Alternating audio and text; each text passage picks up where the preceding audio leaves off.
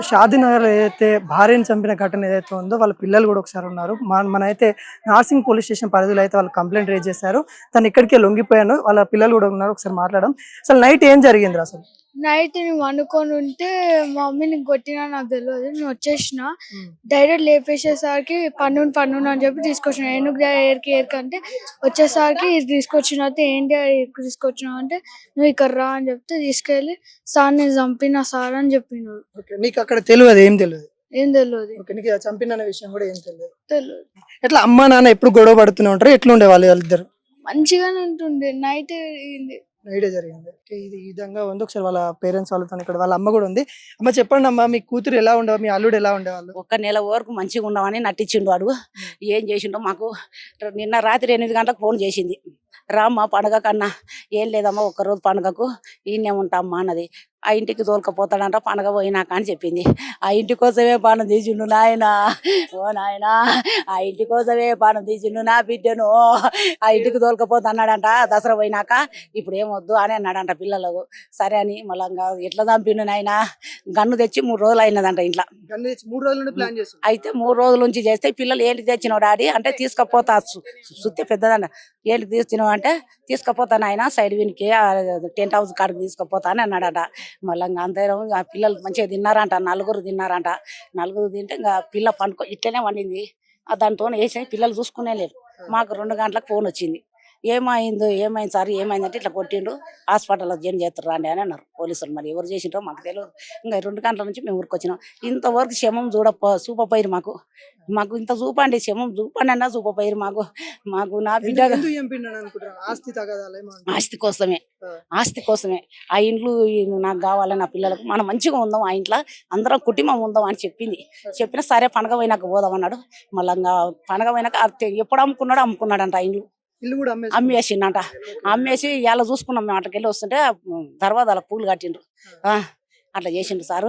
ఆ పిల్లలు పచ్చులు అయిపోయారు సారు. ఏం చెయ్యాలి ఇప్పుడు? గతంలో కూడా బాగా లొల్లి పెట్టుకున్నాడు. మంచిగా నటించిండు. నా పిల్ల నాకు కావాలని అన్నాడు.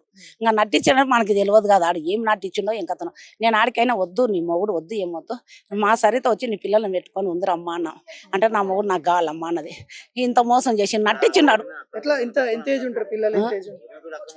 వాళ్ళ అత్త వదినను పెట్టుకున్నాడు. వదినను పెట్టుకున్నాక మాకు పెళ్లి అయినాక తెలిసింది. వదిన పెట్టుకున్నాక ఓసారి పోతే అది మందు పెట్టినదట. ఎల్లో కలర్ వచ్చింది. పిల్లలు చూసినాక మాకు ఫోన్ వచ్చింది. ఏమైంది అమ్మ అంటే ఎల్లో కలర్ మాకు ఎర్రగా ఉంది కూర, మా నాయనకు పచ్చగా ఉంది కూర అని చెప్పిండ్రు. ఆ కూర తిన్నాక నుంచే వచ్చింది. వదినకు సంబంధం ఉంటే నా బిడ్డను నా ఇంటికి తోలాలి కదా. మళ్ళీ నా బిడ్డలు లేకుండా తెల్లాలి నీకు ఎన్ని రోజులు నీకు కూడి నా పిల్లల్ని చంపాలని అనుకున్నాను. నాకు నీవు ఇష్టం లేదంటే నా బిడ్డ నా ఒళ్ళేలో వేసిపోయేది ఉండే. మళ్ళీ ఎట్లా ఇప్పుడు ఏం చెయ్యాలి అని నా పిల్ల ఎట్లా చచ్చిందో అట్లా కావాలి. అట్లా ఉరి తీయాలి. నా పిల్లల కోసం మనం తీయాలి. ఈ పిల్లల మీద చచ్చిపోతే ఎవరు తాకుతారు? ఆ పిల్ల 11 ఏళ్ళ పడుతుంది. ఇప్పుడు ఎవరు తాకాలి చెప్పండి? మళ్ళీ న్యాయం జరగాలి మాకు. ఇప్పుడు ఆ ఉరి తీయాలి. మాకు అనలేదు. తల్లి తండ్రి వదినని పెట్టుకొని నాటకం మొన్న కేసు పెట్టింది పిల్లవిన. వదినే పిల్లవిన పగ వాళ్ళకు. బిడ్డ విన పగ. వాళ్ళు మంచిగా ఉంది మంచిగా బతుకుతుంది కదా అని దానికి పగ. మళ్ళీ వదినని పెట్టుకున్నది పెళ్లి అయినాక తెలుసు మాకు. ఏమంటారు పోలీసు వాళ్ళు? ఏమంటా ఉన్నారు పోలీసులు? గతంలో కంప్లైంట్ చేశారంట కదా. గతంలో ఇదే మా కేసు మా కంప్లైంట్ చేసింది మా మీద, మా సడ్డకుండం మీద, మా భార్య, మా వదిన మీద, మా భార్య మీద, అందరి మీద పెట్టింది. ఏమని పెట్టింది అంటే ఆమె టార్చర్ చేస్తున్నాం అని పెట్టింది. మేము ఉండేది ఎవరు బతుకు వాళ్ళు బతుకుతున్నాం. ఆమె సంవత్సరం వాళ్ళ గొడవలు అయితే ఇంతకుముందు పిలిపించి మాట్లాడి చెప్పినా కానీ పోలీసు వాళ్ళు వార్నింగ్ ఇచ్చారు, మంచిగా ఉండారా అని చెప్పారు. వాళ్ళ మాట విని మేము వాళ్ళకి రెస్పెక్ట్ ఇచ్చి మేము వెళ్ళిపోయినాక తర్వాత మళ్ళీ ఏమైంది, మళ్ళీ ఒక రోజు కొట్టినాకప్పుడు మళ్ళీ కంప్లైంట్ చేసినాక వస్తే అమ్మాయి కూడా నా భర్త మీద కంప్లైంట్ ఇవ్వద్దు, మేము సరే గొడవ అయిపోయింది డాడీ అని వాళ్ళ డాడీని బతలాడు. మేము కంప్లైంట్ ఏమన్నాం కానీ అమ్మాయి ఇవ్వలేదు. ఇవ్వకున్నా సరేలే వాళ్ళు కలిసి ఉన్నప్పుడు మనం ఏం చేస్తామని మళ్ళీ ఆ రోజు మాట్లాడి అని కలిసి ఉండాలని ఆమె పెట్టలే. కేసు ఏ రోజు పెట్టమన్నా పెట్టలేదు.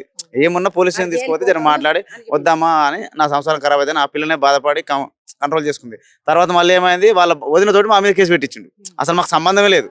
ఇప్పుడు మనం ఎవరైనా చెడు జరిగిందంటే మన దగ్గర ఉన్న వాళ్ళు ఎవరైనా వస్తారు. అవి వచ్చినప్పుడు మనం నచ్చినట్టు కలిసి ఉండాలన్నమాట. వదిన అదే మేము అదే రోజు ఆ ఎస్ఐ మేడం కూడా ఇదే ప్లేస్ లో ఈయనే అడిగినప్పుడు ఆ మేడం తీసుకొచ్చి బయటకు వచ్చినాక మాట్లాడినాక ఆ మేడం అన్నది మాకు రేపు కేసు మాకు అది ఇదని ఏదో పెట్టిందంట. పెడితే కంప్లీట్ చేయకుండా మేడం పిలిపించింది మమ్మల్ని. మేము వచ్చిన మాట్లాడితే ఉండని సాక్ష్యం చూపాని ఆ మేడం వదిన అడిగింది. అడిగితే ఏమన్నదంటే సాక్ష్యం వీళ్ళే ఉన్నారని ఆ పక్కలో వాళ్ళ చుట్టాలను తీసుకొని వచ్చింది. మేము ఈమె చెప్పింది మేము ఏదో అంటున్నాం కానీ మాకు చూడలేదు. అసలు వాళ్ళ సాక్షులు కూడా మాకు సంబంధం లేని వాళ్ళే. అసలు మాకు తెలియదు. ఈమె కూడా మాకు తెలియదు. అసలు వాళ్ళ వదిన కూడా ఇంతవరకు మేము చూడలేదు. ఏదో ఆ రోజు పెళ్లి చేసినాం, పెళ్లికి వచ్చినాం, తర్వాత రాలేదు. మనకి ఎవరు బతుకుతాలు ఉంటది. కానీ కాకపోతే ఆ రోజు మేడం ఎస్ఐ మేడం ఆమెకు వార్నింగ్ ఇచ్చింది. నీ ఇలా భార్య భర్త సంవత్సరాలు నువ్వెందుకు వస్తావు ఆమె వార్నింగ్ ఇచ్చింది, పంపించింది, ఎలగొట్టింది.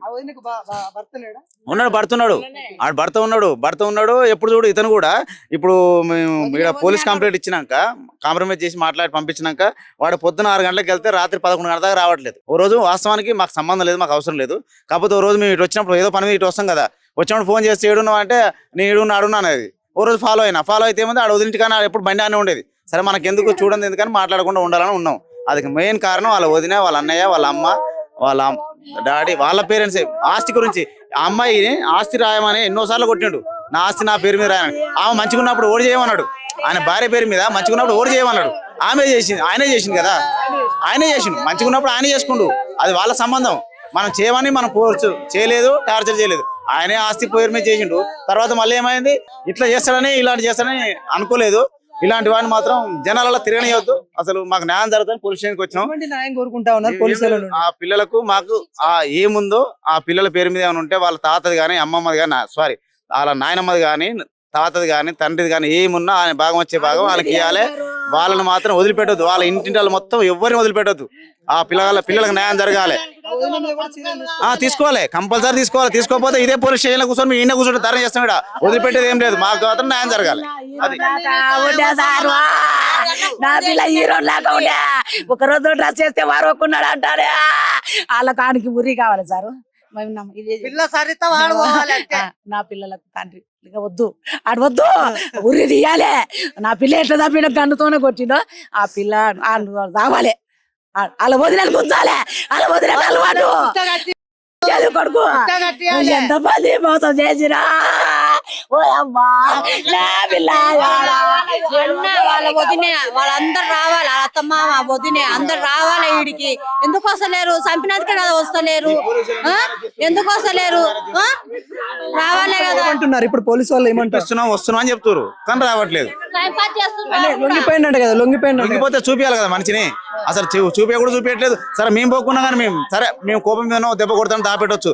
కనీసం పెద్ద మనిషిని పిలిపించి మరి ఎందుకు చేసిన ఏం కథ అది లోపలికి తెలుసుకొని మాకు చెప్పాలి కదా. వాళ్ళు వస్తున్నారు వీళ్ళు వస్తున్నారు ఆపుతున్నారు కానీ ఏం మాకు ఇన్ఫర్మేషన్ ఇస్తలేరు పోలీసు వాళ్ళు. ఇది ఏదైతే ఆస్తి తగాదాలు, ఇంకోటి వాళ్ళ ఏదైతే అక్రమ సంబంధాలు ఏవైతే ఉన్నాయో దాన్ని పెట్టుకోవడం వల్ల ఇంత అఘాయిత్యాన్ని చేసిందని చెప్తా ఉన్నారు. నిజంగా పిల్లలను కూడా చూసుకున్నట్లయితే చిన్న పాప చిన్న బాబు అయితే ఉన్నారు. వీళ్ళకి కావాలని ఇంతవరకు చాలా అన్యాయం చేసిరని కూడా చెప్తా ఉన్నారు. ఎలా ఉండే వాళ్ళ అమ్మ నాన్న ఎలా ఉండే వాళ్ళు ఇద్దరు? బాగా మంచిగా ఉంటుండే. ఆ పెద్దమ్మ వచ్చేసరికి వీళ్ళిద్దరు గొర్రెత్తుంది. పెద్దమ్మ వచ్చింది మంచిది కాదు. మీ పెద్దమ్మ మధ్యలో రావడం వల్ల గొడవ అవుతుంది. మీ నాన్న ఎలా ఉండే వాళ్ళు మీతో? మంచిగానే ఉంటుండే. ఆ పెద్దమ్మ వాళ్ళ ఇంటికి వెళ్ళేసరికి మనీ వచ్చి అదేమంటారు పెద్దమ్మ కుష్ట కట్టాలి అంతే. గుర్రంలా తయారైపోతున్నారు, డేంజర్ లాగా. మేము ఎంత కోరుకుంటలేము. ఈ పిల్లలకు తండ్రి వద్దు, తల్లి ఎట్లా పానం తీసిండ్రో ఆయనకంత ఉరి తీయాలి సార్. మేమంత వరకు ఈడ ఉండమంటే ఉండవా? నా పిల్ల ముసలి కాదు, ముక్కది కాదు. నా పిల్లల కానీ పానం తీయండి నా తండ్రి. ఇప్పుడు ఫోటో చూసా పిల్లల చంపిన వారంటే చంపిన అయిపోయింది, పని అయిపోయింది, పోలీస్ స్టేషన్ పోతున్నా అని చెప్పిందంట. 4 గంటలకు తర్వాత ఇంకా వీళ్ళకి ఫోన్ చేస్తే అప్పుడు వీళ్ళు ఊరుకొచ్చిండ్రు. కానీ మా పిల్ల పానం ఎట్లా ఉంది, వాని పానం ఊరికి అట్లా పోవాలి. ఒక్కరోజు చూస్తాం సార్ అని మొత్తం కూడా చూపపోయి పోలీసు వాళ్ళు చూపపోయి మేము చూడలేక మాకు తల్లిదానికి అధికారం లేదా? పోలీస్ స్టేషన్ వచ్చి నిలబెట్టింది పిల్లలు ఉన్నారు ఆడుకోదాం పాని అంటున్నారు. ఉస్మానియా కూడా తీసుకొని పోయారు, మిమ్మల్ని చూపియాలి.